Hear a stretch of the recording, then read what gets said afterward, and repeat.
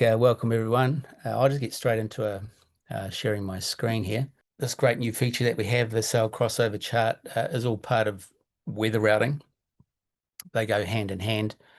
And what we're actually doing here is, we're giving you, it's a tool for you. It's you need to set up your sales, but we've got some templates. So we'll go straight into that. So I'm under weather routing, sale routing, and I'm going to go across the top here. I've got sale crossover chart. So if I come in here, you can see I have, it's actually Cookson 12, but I have a sale crossover chart for the mainsail. So I have full main, I have reef 1, reef 2, reef 3, and a trysail. Okay, I'm a big fan of a trysail. So that's how I set up my vessel. And how I've come to this, we can use the import feature here. Now, if you're using other weather routing racing software like Adreno and Expedition, you could import your sail crossover chart into here. We do have a whole bunch of boats through here. What you'll find is you might not have your boat, but don't ask us to put it in for you. I think the best thing is to use just one of these as a template, and then you create your own sail chart, because it's a real, all boats are different. You could have a Beneteau 50, but some guys got in-mast furling. Some might have a furling boom. It might have 3 reefs or 2 reefs. So realistically, you want to set this up for how your boat's set up. So for me, I've got the main here. And what I've got here is, of course, on the vertical here, I've got true wind speed. And across the bottom here, it's true wind angle. So of course, as on my boat, I basically will be 20 knots full main, and then I'll be sort of, as we get wider angles, I could be, with more wind speed, I can carry that main. But generally speaking, that's my full main. This is where my reef cuts in, reef 1, reef 2, reef 3, and then I'm into my trysail. Now this provokes a lot of thought, doesn't it? Because if you've got, have you run that third reef? Does your boat have the third reef? Should you have a third reef if the mainsail's got provision for it, or if you've got your main off for the sailmaker to check over it? You might want to put a third reef in. You might not have the hardware on the boom, but maybe you could lash the outhaul and then go to 3 reefs. So just as thought-provoking, and you need to basically think about how your boat is set up. And it's the same with the headsail here. So with the headsail here, so when we mean headsail, we mean anything in front of the mainmast. So that's where I've got here. I've got full genoa.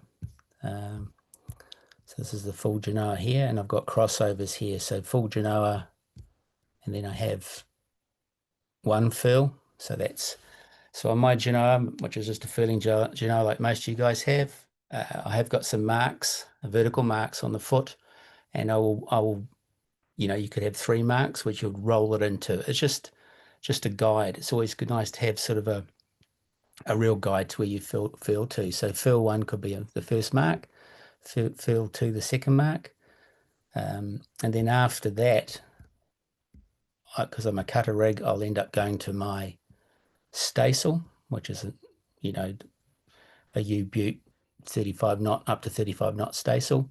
Sail up wind well with that, and after that I'm into the storm jib.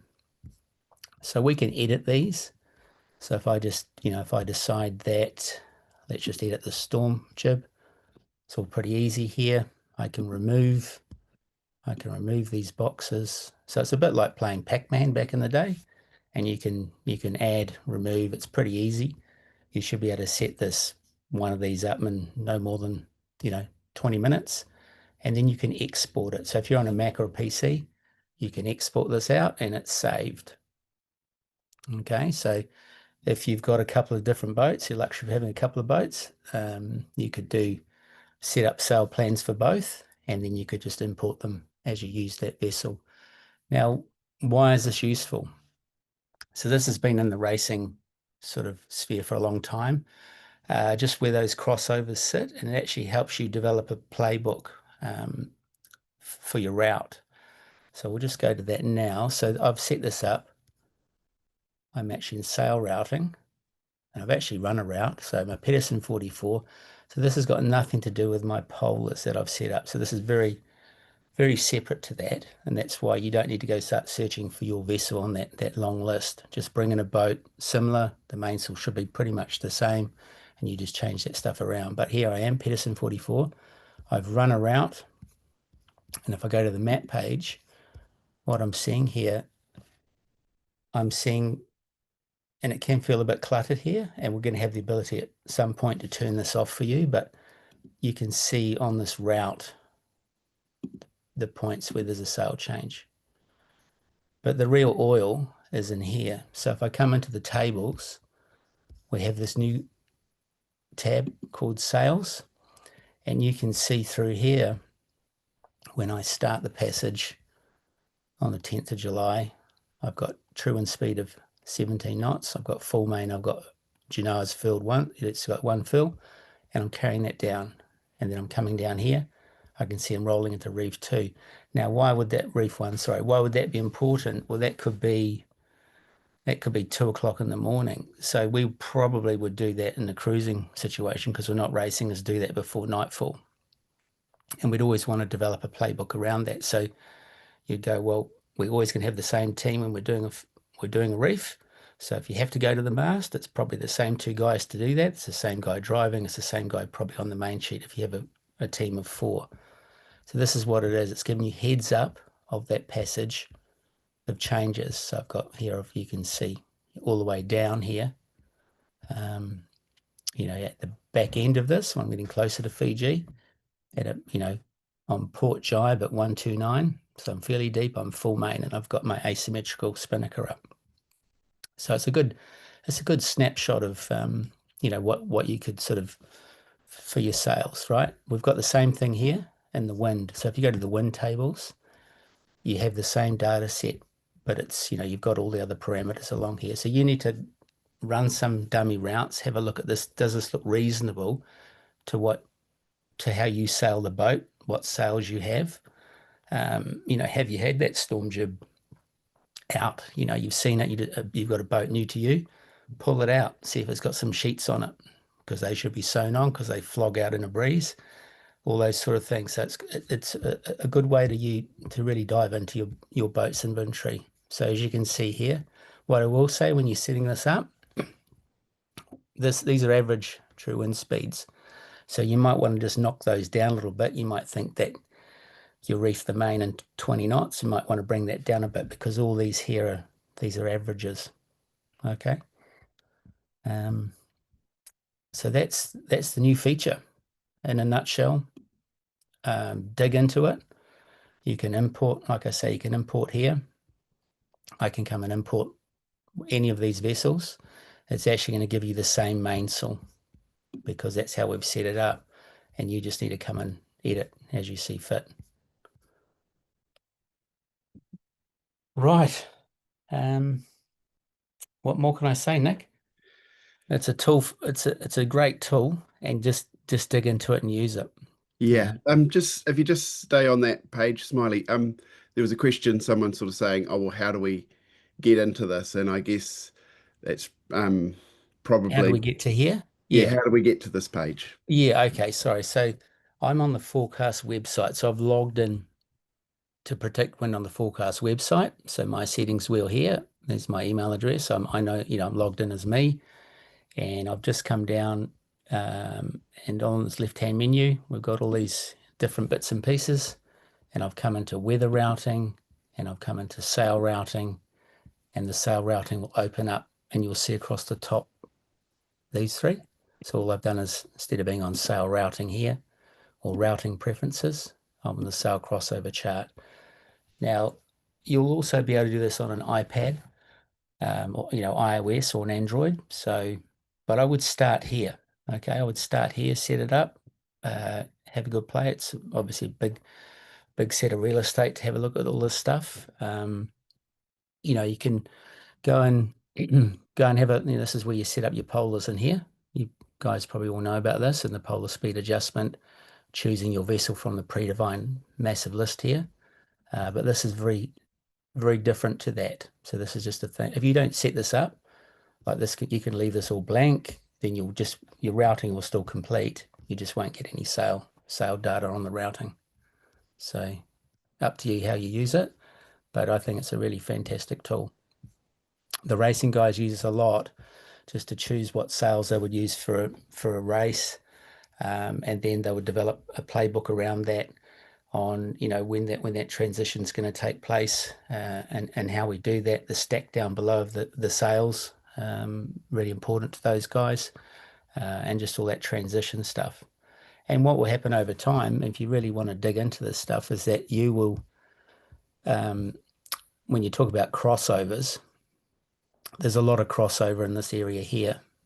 So where you're sort of at that sort of 80 to 110, sort of in this sort of 10 knots to 22 knots of air, there's a lot of crossover where your sales will cross over. So when you're actually looking at the sail routing, you'll potentially see, if you've got those sales, you might see here, you might see J1, J2 jib top because it's on a transition.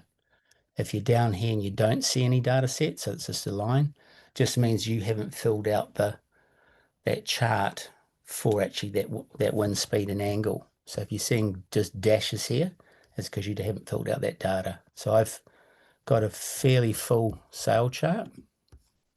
So, there's, as you can see, there's my main. I've got it right to the very, I've got everything covered off right up to 50 knots. And that's why under sail routing, I've got all the bases covered.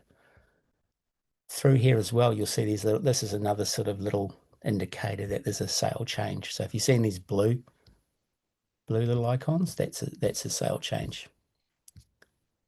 If you're seeing it like this, there's potentially a sail change, but it's orange because we've got some other parameters to do with routing here. I've got roll, vertical acceleration, there's rain squall. Okay, so yeah, does that go on a bit there, Nick? But does that answer the question there? How to find Yeah, it? I think so. And there's a few more questions. Yeah. And I can probably there was a question about about feeling, and I think you did touch on that in respect of I'll just turn my camera on. Um, a feeling a main. I mean, I guess it's the same as if you were feeling your head sill. You're feeling your main, you might be going to a specific point. You should have some sort of idea where your reef one is, your reef two is. Is that Mm. how you would you Yeah, mark that the same as your feeling yeah, head sill? absolutely. So you'd probably, have marks on halyards and stuff. You can sew in a whipped mark. You'd probably want to have a visual on the sail. You could just have a, horizontal, bit of sticky back or something like that. I don't know, a mark on there. It's always nice to have some sort of reference for that stuff. Yeah, Yeah. because the other thing is you might know your boat, but you've got crew that you're taking on a delivery or whatever you're doing, a passage.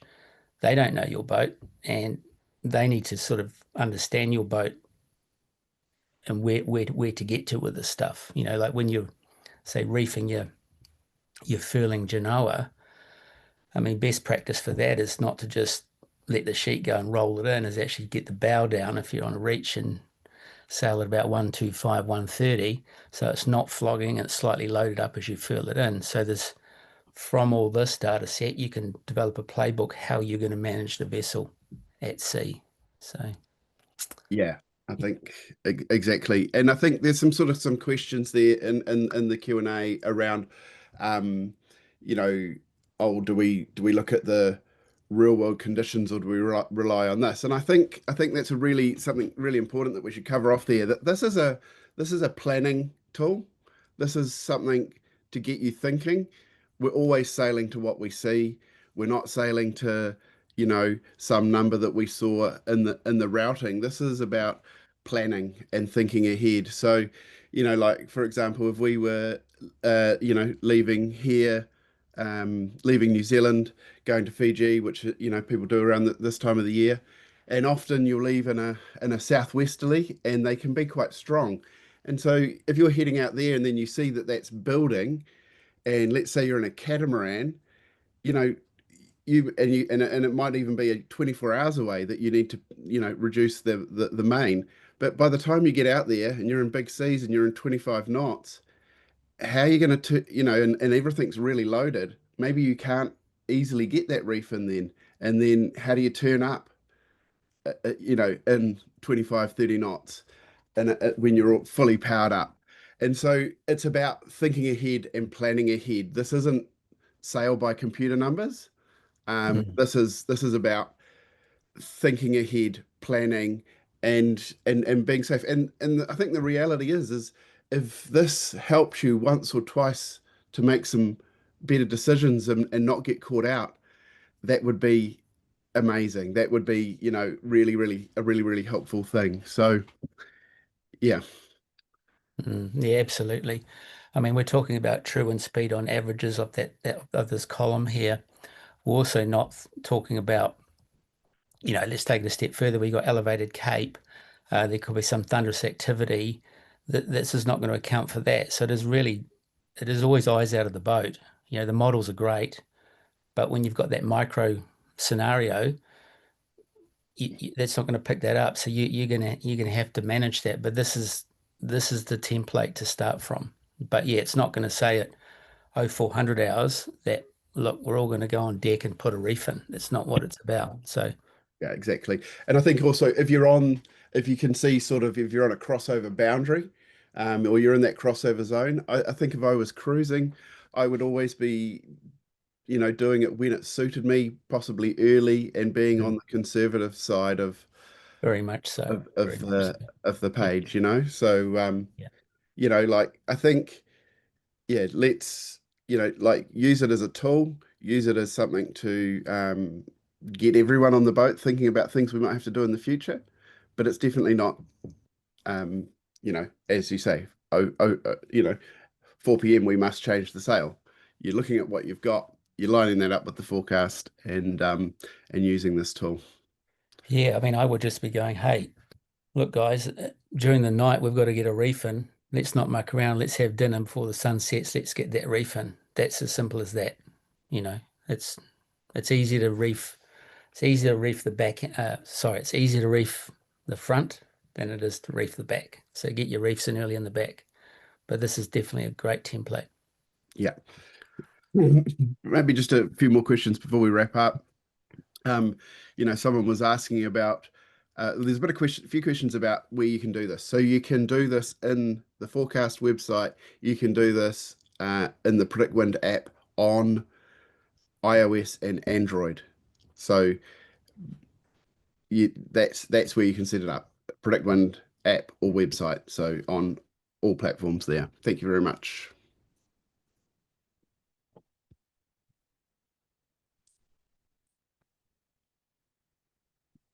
I'll let you end it, Smiley.